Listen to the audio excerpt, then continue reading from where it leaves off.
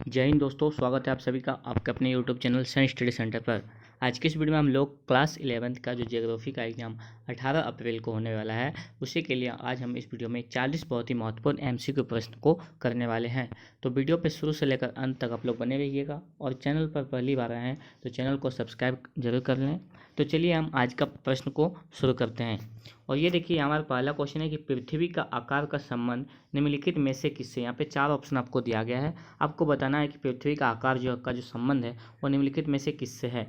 तो इसका right answer क्या हो जाएगा, इसका हम 2 आंसर बता रहे हैं, ठीक है। आप लोग इसका राइट आंसर क्या होगा आप लोग कमेंट में ठीक है। इसका आंसर ए होगा या तो बी होगा, ठीक है, भूआब या नारंगी। तो आपको क्या लगता है कमेंट में आप लोग इसका राइट उत्तर बताइए।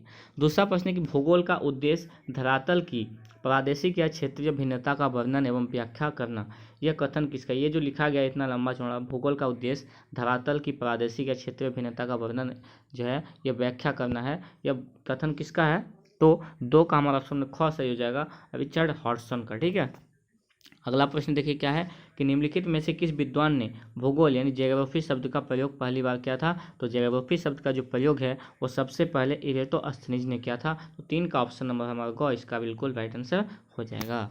अगला प्रश्न बढ़ते हैं हम लोग चौथा नंबर में। पृथ्वी की उत्पत्ति के संबंध में एक प्रारंभिक एवं लोकप्रिय मत ज्वारीय परिकल्पना किस विद्वान द्वारा दिया गया। यानी जो ज्वारीय परिकल्पना था वो किस विद्वान के द्वारा दिया गया था, किस भूगोलवेत्ता के द्वारा दिया गया था। तो 4 का ऑप्शन नंबर घ इसका राइट आंसर हो जाएगा, जेम्स जीन्स, ठीक है। 4 का ऑप्शन नंबर घ। अगला प्रश्न है कि आधुनिक समय में ब्रह्मांड की उत्पत्ति संबंधी सर्वमान्य सिद्धांत निम्नलिखित में से कौन है। यहाँ पे बोल रहा है आधुनिक समय में जो ब्रह्मांड की उत्पत्ति संबंधी जो सिद्धांत दिया गया था वो किस भूगोलवेत्ता द्वारा दिया गया था। और यहाँ पे पूछ रहा है कि सिद्धांत है जो ब्रह्मांड की उत्पत्ति संबंधी कौन सा सिद्धांत है। तो इसमें 5 का हमारा ऑप्शन है घ इसका राइट आंसर होगा बिग बैंग थ्योरी, ठीक है, बिग बैंग सिद्धांत। अगला प्रश्न है प्रकाश वर्ष क्या मापने की इकाई। जो प्रकाश वर्ष क्या मापने की इकाई है, खगोलीय दूरी को हम लोग प्रकाश वर्ष से मापते हैं। 6 का हमारा ऑप्शन नंबर ए इसका राइट आंसर हो जाएगा, खगोलीय दूरी। अगला प्रश्न है कि वर्तमान में सौर मंडल में कितने ग्रह हैं। तो वर्तमान में आप सभी को पता होगा वर्तमान में 8 ग्रह हैं, बुध शुक्र पृथ्वी मंगल और बृहस्पति शनि और यूरेनस, ये सब, ठीक है। तो 8 ग्रह अभी फिलहाल में है। अगला प्रश्न देखिए क्या है यहाँ पे। अगला प्रश्न है कि भूतल पर वह बिंदु जहाँ भूकंप के उद्गम केंद्र के समीपतम होता है। यानी बोले भूतल यानी जमीन पर वह बिंदु जहाँ से भूकंप का उद्गम केंद्र के समीपतम होता है। इसका राइट आंसर समझ 8 का ऑप्शन नंबर ख अधिक केंद्र उसको बोलते हैं, ठीक है। चलिए नेक्स्ट प्रश्न है हमारे पास, सुनामी से सर्वाधिक क्षति किस क्षेत्र में होती है। तो सुनामी जब आता है तो सबसे जो क्षति होता है सबसे किस क्षेत्र में होता है। तो हमारा ऑप्शन नंबर ग इसका राइट आंसर स्थल के आंतरिक भाग में सबसे ज़्यादा क्षति होता है।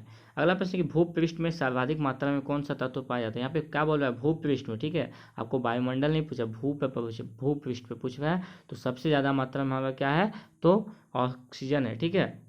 भूपृष्ठ पूछे, अगर वायुमंडल पूछे तो आपको नाइट्रोजन नगर जाए 78.09% है हमारा वायुमंडल में ऑक्सीजन, ठीक है। यहाँ पे वायुमंडल नहीं पूछा आपको भूपृष्ठ पूछ रहा है, ठीक है। तो क्वेश्चन को ध्यान से पढ़ना है। तो इसका राइट आंसर क्या हो जाएगा ऑप्शन नंबर ग। अगला प्रश्न है कि निम्नलिखित में से कौन भूगर्भ, यहाँ गर्भ लिखा है भूगर्भ होगा, निम्नलिखित में से कौन भूगर्भ की जानकारी का प्रत्यक्ष साधन है। तो भूगर्भ का जानकारी का जो प्रत्यक्ष स्रोत है वो हमारा साधन है। तो 11 का ऑप्शन नंबर ग इसका राइट आंसर होगा ज्वालामुखी, ठीक है। ज्वालामुखी जो भूगर्भ की जानकारी का प्रत्यक्ष साधन है। अगला प्रश्न है कि महाद्वीपीय विस्थापन सिद्धांत 1912 में किसने प्रस्तावित किया था। तो 1912 ईस्वी में महाद्वीपीय विस्थापन सिद्धांत किसने प्रस्तावित किया था। तो अल्फ्रेड वेगनर ने, ठीक है। 12 का ऑप्शन नंबर क इसका राइट आंसर। अगला प्रश्न है कि निम्नलिखित में कौन सक्रिय ज्वालामुखी के उदाहरण है। सक्रिय ज्वालामुखी का उदाहरण, ज्वालामुखी का भी बहुत सा उदाहरण, ठीक है। यहाँ पे पूछे आपको सक्रिय ज्वालामुखी एक्टिव, तो इसका राइट आंसर क्या हो जाएगा फ्यूजिमा, ठीक है। अगला प्रश्न है कि रिंग ऑफ फायर किस महासागर में स्थित है। तो रिंग ऑफ फायर जो है वो हमारा कहाँ पे स्थित है। तो 14 का ऑप्शन नंबर घ इसका राइट आंसर होगा प्रशांत महासागर में। चलिए अगला प्रश्न देखते हैं क्या है यहाँ पे। अगला प्रश्न है यहाँ पे प्लेट विवर्तनिकी सिद्धांत के अनुसार, प्लेट विवर्तनिकी सिद्धांत के अनुसार पृथ्वी का स्थल भाग मुख्यतः कितने प्लेटों में विभक्त है। तो इसका राइट आंसर क्या हो जाएगा इसमें 15 का हमारा ऑप्शन नंबर ग इसका राइट आंसर होगा।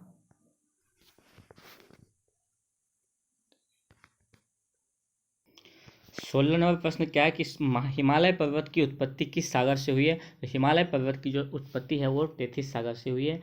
16 का ऑप्शन नंबर ग इसका राइट आंसर होगा। 17 नंबर है चूना पत्थर किस प्रकार के चट्टान का उदाहरण है? तो चूना पत्थर जो है हमारा वो अवसादी चट्टान का उदाहरण है। तो अवसादी कहाँ पे है? ऑप्शन नंबर ख इसका राइट आंसर। अगला प्रश्न है खनिज तेल मुख्यतः किस प्रकार के चट्टान में पाया जाता है? तो खनिज तेल जो है वो किस चट्टान में पाया जाता है? तो 18 का ऑप्शन नंबर इसका कौन सही हो जाएगा? आग्नेय शैल से। 19 नंबर प्रश्न है कि भूस्खलन सामान्यतः किस क्षेत्र में देखने को मिलता है? भूस्खलन मतलब लैंडस्लाइड, यानी जमीन जब मतलब धंस जाता है तो वो किस क्षेत्र में देखने को मिलता है? तो वो सबसे ज़्यादा हम लोग का मरुस्थलीय क्षेत्र में देखने को मिलता है। 19 का ऑप्शन नंबर घ इसका राइट आंसर। अगला प्रश्न है कि निम्नलिखित में से कौन सी एक अनुक्रमिक प्रक्रिया है? तो इसमें अनुक्रमिक प्रक्रिया जो है वो अपरदन है, ठीक है। 20 का ऑप्शन नंबर घ इसका राइट आंसर। नेक्स्ट क्वेश्चन है कि वायुमंडल के कुल द्रव्यमान का 99% गैस पृथ्वी के सतह से कितने किलोमीटर ऊंचाई तक स्थित है? यानी जो वायुमंडल का कुल द्रव्यमान जितना उसमें 99% जो गैस है वो पृथ्वी का जो सतह है उससे कितना किलोमीटर ऊंचाई पर है गैस सब? तो 21 का हमारा ऑप्शन नंबर ख इसका राइट आंसर होगा 32 किलोमीटर।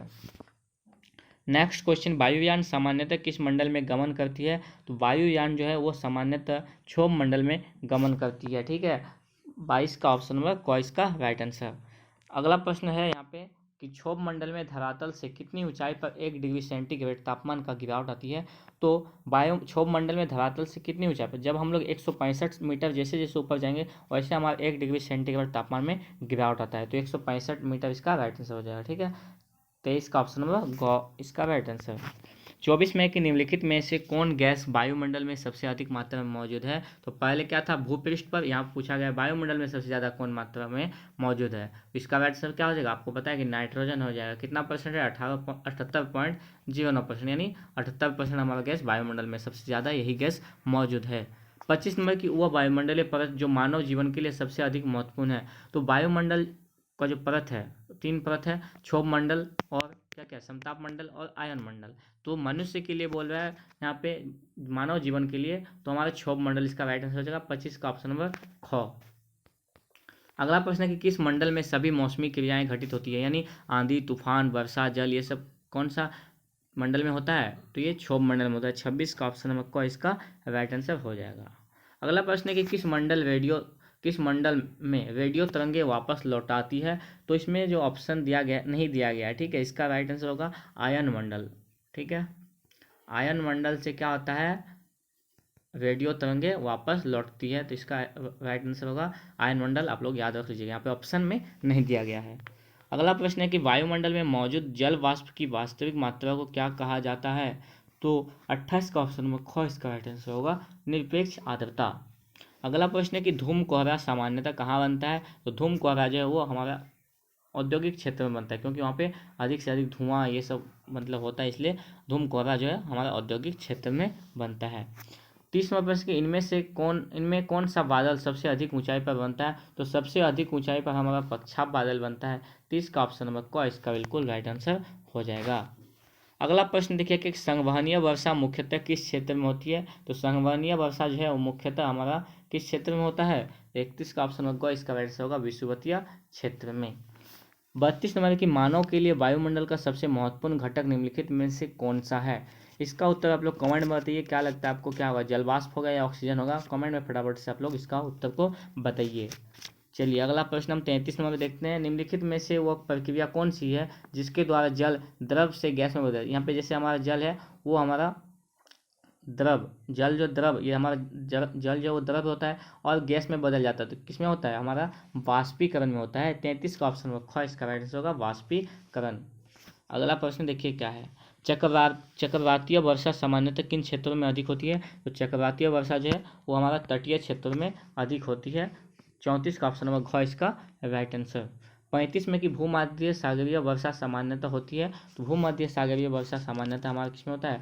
10 डिग्री से 20 डिग्री उत्तरी तथा दक्षिण अक्षांशों के बीच हमारा क्या होता है? भूमध्य सागरीय वर्षा। तो 35 का ऑप्शन में ख इसका राइट आंसर। अगला प्रश्न है 36 में कि जब जल वाष्प सीधे ठोस रूप में परिवर्तित होते हैं तो उसे कहते हैं? जब जल व वाष्प जो है वो सीधे ठोस रूप में परिवर्तित होते हैं तो उसे क्या कहते हैं हम लोग, उसको हम लोग ऊर्ध्वापातन कहते हैं। 36 का ऑप्शन नंबर क इसका राइट आंसर। 37 में कि जैव विविधता का संरक्षण निम्न में से किसके लिए महत्वपूर्ण है। जैव विविधता मतलब सभी जीव जंतु हो जाएगा इसमें, तो जंतु, पौधे और प्राणी, इसमें क्या राइट आंसर हो जाएगा, ऑप्शन नंबर घ सभी जीवधारी। अगला प्रश्न है कि भारत में वन्य जीव सुरक्षा अधिनियम कब पारित किया गया था। तो भारत में वन्य जीव सुरक्षा अधिनियम 1972 ईस्वी को पारित किया गया था। 38 का ऑप्शन नंबर ख इसका राइट आंसर। 39 नंबर में कि जिन क्षेत्रों में प्रजातियां विविधता अधिक होती है उस विविधता वाले क्षेत्र को क्या कहते हैं, उसको हम लोग हॉटस्पॉट कहते हैं। मोबाइल वाला हॉटस्पॉट नहीं, ठीक है। 39 का ऑप्शन नंबर ग इसका राइट आंसर का हॉटस्पॉट।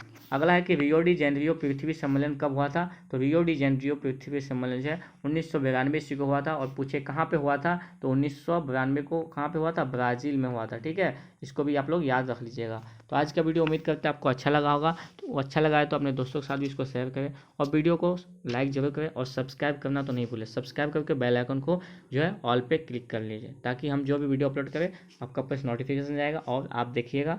अभी ज्योग्राफी और जितना भी मतलब क्लास 11 का एग्जाम होने वाला है उसका सभी का तैयारी हम धीरे धीरे वीडियो डालेंगे। अभी के लिए इतना ही, तब तक के लिए बाय, जय हिंद।